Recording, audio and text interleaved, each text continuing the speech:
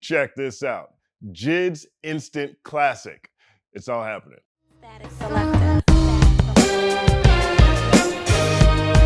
Well, the accolades keep rolling in for JID, the East Atlanta kid. The Forever Story, his third studio release, is receiving praise and acclaim from all corners of the raposphere. According to Rate Your Music, it's the third highest rated hip-hop album of 2022, behind Black Thought and Danger Mouse's Cheat Codes and Billy Wood's Aethiopes. It's also the sixth highest of the year across all genres. The Ringer declared The Forever Story an Album of the Year frontrunner. High praise for a year including releases from Pusha T, Drake, Future, Lupe Fiasco, Denzel Curry, Vince Staples, and Kendrick Lamar.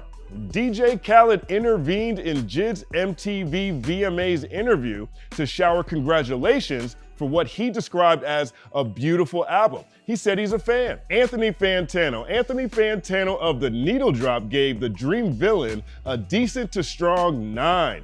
Decent to strong 9, which is saying a whole lot because Drake slid into Fantano's DMs. It's all happening. In every sense, JID deserves the adulation. The Forever Story is a 15-track opus basking in imagination, relentless rhyme schemes, visceral storytelling, and most prominently, family.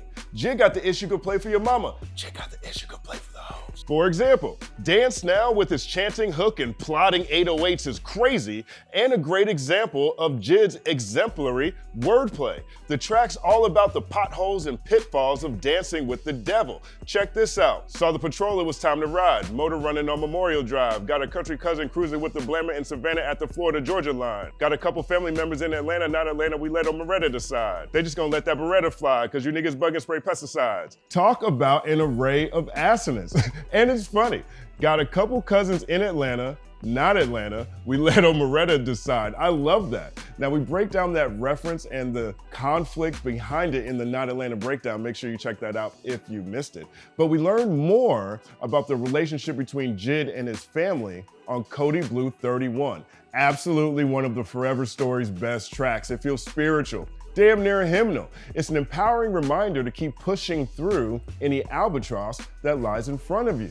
The second verse opens with, "Keep swanging, little sis. Keep swanging, little bro. I'm about to swang on Terry Payne because he said my sister hoe." Can't let nobody talk about your sister. Then later he says, "I watched my mama lose her mama, go through drama and trauma, but had to keep her head high, so we don't fucking know. Can't ask your mama too many questions." Then he closes with, "I'm getting older, so when the world's feeling enormous on your back and on your arms, and your feet just as heavy you've been dragging through the storm, staring at the city, you've been trapped inside a hole, get back up off the ropes, keep swinging on." I mean, who don't need to hear that? Then there's Brother Nem and Sister Nem, two tracks that arrive back to back that are focused on siblings. JID comes from a big family. His parents had 7 kids. He's the youngest. Brother Nem reinforces the loyalty they share. He says, "If my brothers say let's slide, well then my sister's sliding too." Sister Nem, on the other hand, is much more complicated. It's about a fractured relationship he has with one of his sisters. He says, "I know you got to feel the animosity brewing. It's getting bad and I'm sad our relationship ruined over some trash, but it's past that. Send me all the money that I gave you over Cash App back since you acting as if doo-doo-doo." Apparently the call ends after that. He never gives the audience the nitty-gritty on what transpired between them, but this appears to be a real story that's unresolved. He told Vulture, "I don't even think the direct person that Sister Nem is about has even heard that, but I know it correlates to a lot of people's situations in their life. Having rough family situations or whatever comes with that. The way I ended it was very abrupt because it's an ongoing thing. It wasn't a resolve to the issue." That's real. 100% big facts. In life, you can't choose your family or coworkers, and familial conflict don't come with human resources. Sometimes it takes time and humility.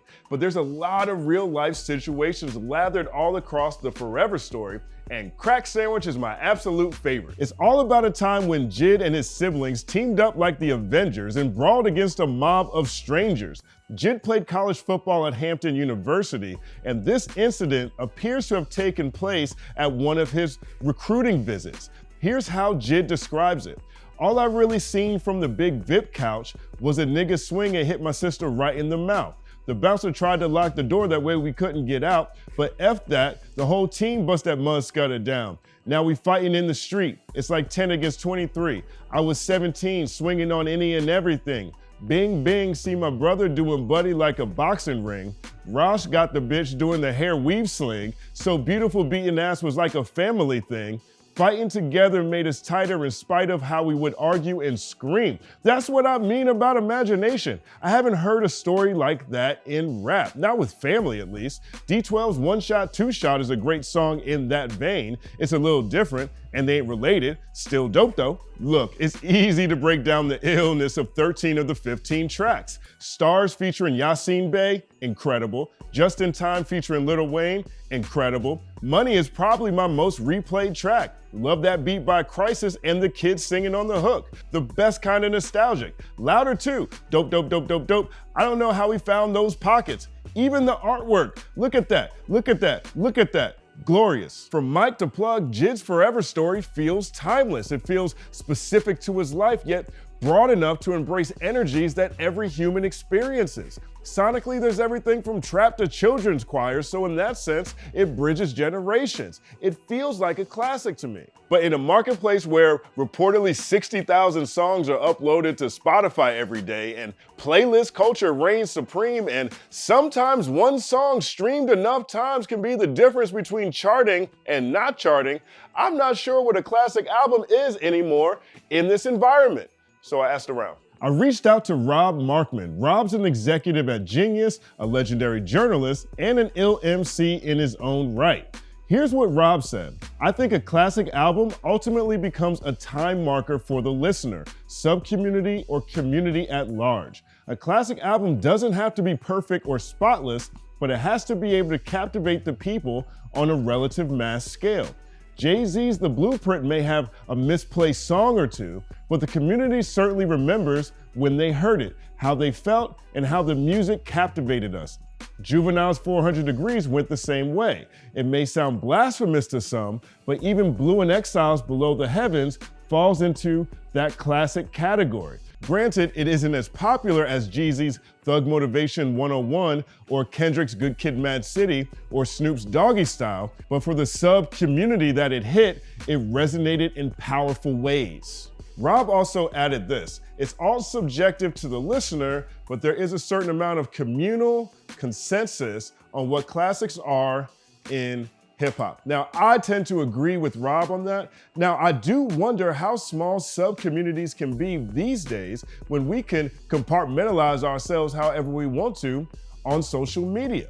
I also loved hearing him mention Below the Heavens. We did a breakdown on this channel on the 15th anniversary of that classic album. Check it out if you missed it. But when that project dropped, they only pressed like 2,000 copies. You couldn't find that album anywhere. So I hit up another homie, Fuzzy the Connector, longtime music industry manager, A&R, and all-around luminary.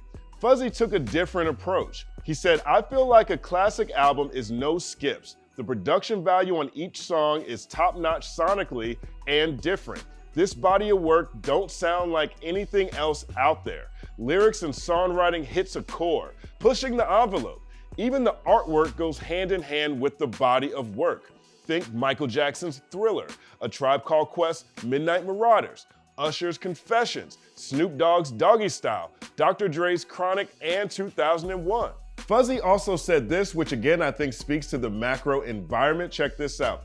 We don't have physicals anymore to live with and physically touch, which made us really listen to albums differently. Digital releases we rock with, we hope to see standout moments in playlisting, and then next Friday, we on to the next new album. Big facts, big facts. But again, what's interesting to me is that both Rob and Fuzzy are in line, but they're making different points. Rob said a classic doesn't have to be perfect. Fuzzy said no skips. Rob said it has to have an impact on at least a sub-community. Fuzzy didn't mention community at all. This is fun. But I also wanted to see what an artist who arguably made a classic album would say. How would he describe it? So I reached out to TDE's Isaiah Rashad. Isaiah Rashad's The House is Burning is spectacular. If you haven't heard it, punch yourself in the face. Here's what he told me. A classic pushes the boundaries or subverts the expectations placed on the act. I think those albums contribute to what's next or the sound of music as a whole. They're personal either within the monologue or the delivery of the sound. They create a conversation, negative or positive. Think Playboi Carti's Whole Lotta Red or Kendrick Lamar's To Pimp a Butterfly. I think those albums contribute to what's next or the sound of music as a whole. They're personal within either the monologue or the delivery of the sound. They create a conversation, negative or positive. I like that. Jarring albums. My 2013 review of Kanye West's Yeezus got panned at the time by a lot of my peers. Feeling pretty correct about that one. That's what hip hop is. Hip hop actually is outside. It's jarring, it's uncomfortable, it's courageous. So I understand exactly where he's coming from. But think about this now, think about this. 3 titans of industry, and we got 3 different examples of what a classic album is. So I reached out to someone not in the music industry. My cousin, DJ Cousin Mike. Cousin Mike's in finance, he works on Wall Street and DJs on the side. Even though he's never worked in the industry, he's an expert on the culture. He was born in it, like Bane, much like many of the people watching this video. Here's what Cousin Mike told me. 1, timing. When the album came out juxtaposed to what was happening in society, like when Fabulous dropped Ghetto Fabulous on 9/11. 2, production. Timeless beats go a long way. There's a reason Illmatic still gets steady spins. Low End Theory, The Infamous, etc. All timeless production. Lyrics, are the bars tough? Lukewarm don't last. The rhymes have to hit hard. Not all, but they have to hit hard. Punchlines, inflections, beat changes, etc. Good Kid, Mad City is a classic because of Kendrick's rhymes, plus all the things I just mentioned. You could listen to Good Kid or Jay-Z's Life and Times of Sean Carter Volume 2 or The Infamous, all a cappella, and it would still sound good. The point is this, Rob Markman, Fuzzy the Connector, Isaiah Rashad, DJ Cousin Mike. 3 music mavens and 1 hip-hop aficionado from outside the industry. When asked what a classic album is, all 4 of them had a similar ethos, but all 4 of them had different priorities. And that's what I think about when I think about JID's fantastic The Forever Story. By all measures, to me, it's built like a classic album. But what is a classic album in a singles-driven era? We're conditioned to think about the viral moments, the songs that are popping on the most popping playlists. We're no longer conditioned to think about the albums that change people's lives. I mean, can a classic truly exist in an environment where people get to choose which bubbles they do and do not wish to frequent? I mean, does a classic album still have to be a classic to a group? Or can it just be a classic to you? I don't have the answer to these questions. Static Selector.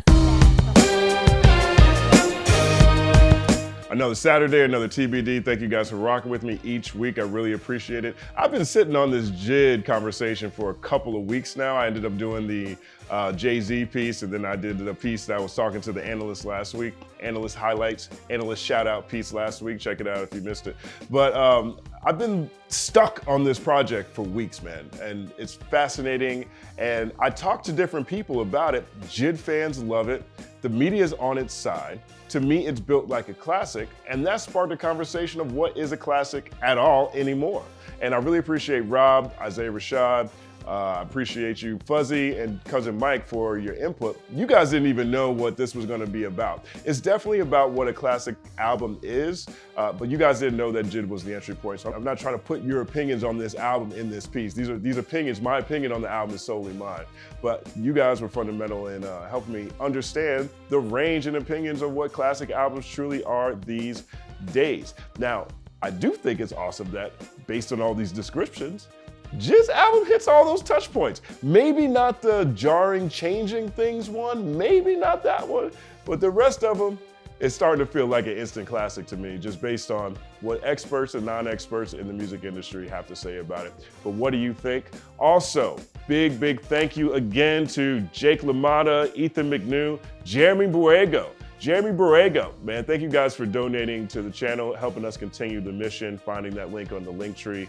Really appreciate that. That was dope. All right, analysts, the company analysts, we got a lot to talk about this week. I want you guys to let me know what you think a classic album is. Did we cover all the bases of a classic in this one, or are there some other things that we didn't talk about? Let us know in the comments section. Also, let me know what albums you think are classic albums. Try to get some ones that we don't hear all the time. Like, here's something I think is really interesting, right? There's a part in this video where it says JID's album is the third highest rated album of the year so far on Rate Your Music, and it's behind Cheat Codes by Black Thought and Danger Mouse, and the Billy Woods album. The Billy Woods album. I'm not sure the Billy Woods album is cracking the zeitgeist right now, in my opinion. I'm not sure it is, but apparently it's amazing, so I'm gonna have to sink into that. And if you haven't heard the Billy Woods album, let me know, and next week maybe we'll talk about it. Maybe if I should talk about the Billy Woods album, let me know in the comment section as well. My name is Justin Hunt. Like and subscribe to the channel. Hit that bell, hit that bell. Follow at The Company Man on everything, and as always, it's all happening. So a lot of the songs, they not real songs, they just songs that make people feel good. Yeah. So like the standard for female rap is kind of different, but I feel like the standard for music nowadays is different, period. Like people don't really have good albums no more.